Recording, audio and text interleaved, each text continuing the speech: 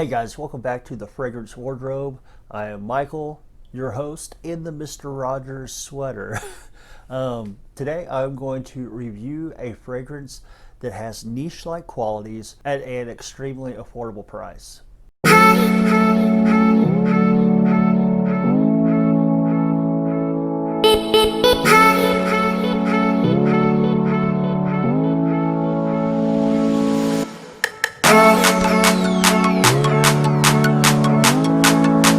The fragrance that I'm reviewing today is from the house of Lalique. It is Encre Noire. I do believe this is designer, not niche at all, but it does have kind of niche-like characteristics. Now, this fragrance is not going to be for everyone. It is not mass pleasing or anything like that, or mass appealing. It's probably a little bit more challenging to pull off if you're kind of dipping your toes into collecting or building a collection. You probably started out with aquatics, blue style fragrances, things like that, easier to wear, more versatile. This one is not that. This one, definitely a cooler weather scent, fall and winter. I think really probably shines the best probably in the winter time. I did recently wear it, and it's fall time in Texas, which means it's not extremely cool, but it worked really well for me. All right, let's go ahead and take a look at the presentation. It's going to look like this. The cap is wood. Fits the scent very well because it's very woody, very cypress, heavy.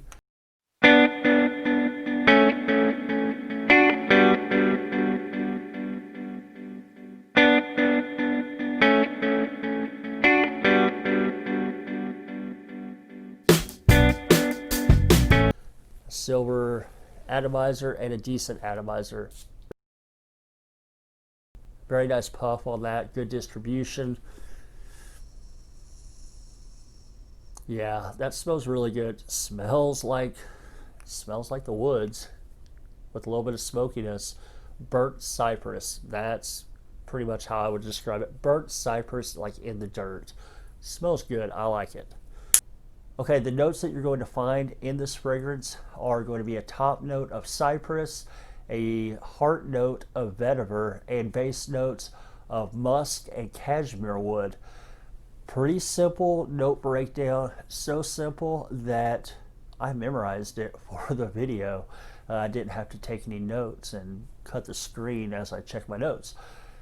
So pretty simple breakdown, and I'll kind of tried to paint a picture for you guys on how this smells.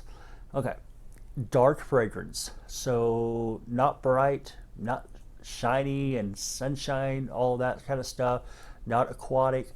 It's dark, very rich, has some decent depth to it, and the way it's going to smell, this is how I can describe it, best way I can describe it. Okay, imagine you are in deep southeast Louisiana. It is New Year's Eve. You have just picked up a bunch of fallen tree limbs or whatever on a property. Yes, this is something I've done many times in this location. And you're going to make a fire, kind of find a little dirt pit type of thing, throw your tree limbs, your leaves, whatever to start your fire. You start the fire. Now the fire burns down, and all of a sudden you're smelling like burnt cypress, because southeast Louisiana, lots of cypress. That's probably the wood you're burning. So you're going to have burning cypress. You're going to smell the embers as it's like burning into the soil, all of that kind of thing. And that is the way I describe this fragrance. Some say it smells like ink. In fact, this translates into, I think, like black ink, something like that. But I don't really pick up an ink scent. Of course, yeah, I don't really pick up, I guess, ink. A lot of people say it smells like ink. For me, it smells more woody, earthy, and smoky. So yes, this is going to have a smoky type of vibe to it, at least the bottle I have. Now, like I said, it's very heavy on that cypress opener. If you don't know what cypress smells like, you might want to go smell it or drive to I don't know, maybe Southeast Texas, Southeast Louisiana, smell the cypress. And you do get the vetiver. Vetiver can go usually one of two ways, kind of a soapy style, or it can be very earthy and a little bit dirty. That's what you're going to get here. It's not soapy. It's going to be earthy, a little bit of dirty, and then you have the musk and the cashmere wood. I think the cashmere wood is probably adding to that smokiness. But yeah, you do get a smoky vibe from it. To me, it smells really good. To you, it might not. To my wife, the first time she smelled it, she said she really liked it. The second time she smelled it, she said it smelled like an old man. So, not sure how, it would play with ladies if that's what you're looking for. But that's what my wife said. She said she liked it one day. The next day, it smelled like an old man in a Mr. Rogers sweater. So, but yeah, it's a pretty good fragrance. The reason I think a lot of people kind of say that it has niche-like qualities is because it's not the typical blue or aquatic fragrance you're used to.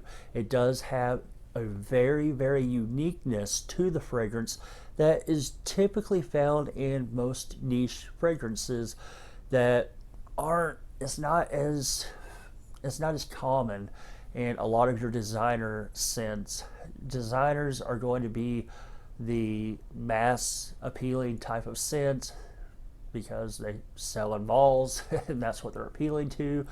And niche is like the people who are like hunting down those unique scents, and those houses usually only produce fragrances and they cost a lot. Which brings me to the cost. The cost of this is extremely affordable. In the United States, I've heard in Europe it costs a pretty penny, or whatever currency they might use depending on the country you're in. It might not be a penny, but talking US dollars, it's a pretty penny in Europe. In the United States, you can find this at discounters for like $25 for a 100 ml bottle. Is it worth it? In my opinion, it is, for the uniqueness. If you want to, try and step outside the box of aquatic or designer, or you've already done that, you're looking for something smoky, woody, a little bit dirty, this is it. Performance is pretty good.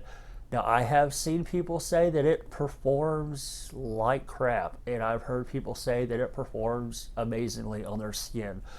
For me, it performed very well. I did my usual sprays, a couple around the neck, on the chest, on the wrist, and it performed for about 8 to 10 hours on my skin, so I would say that's pretty good performance. Now, I don't know, I've heard other people say it doesn't perform at all on them, so I don't know maybe if it's a difference in batches or skin chemistry or what, but it did perform very well on me, so I can't imagine it wouldn't perform well on you. But this might be one that you might want to try and get a sample of before buying, because it can be divisive, it can be a little offensive.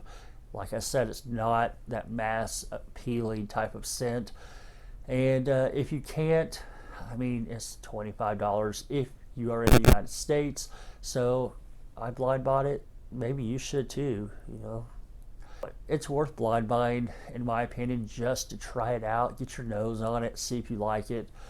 If you don't like it, you can always trade it or eBay it. Alright guys, I appreciate you clicking on the video and watching this little review of Lalique's Encre Noire. If you have any questions about it, do drop it in the comments. I will reply back. Also, do me a favor, give me a like, give me a comment, give me a share on social media, and of course subscribe and ring the bell for notifications so you get notified when I have a new video coming out. Thanks for watching, and I will catch you with the next video.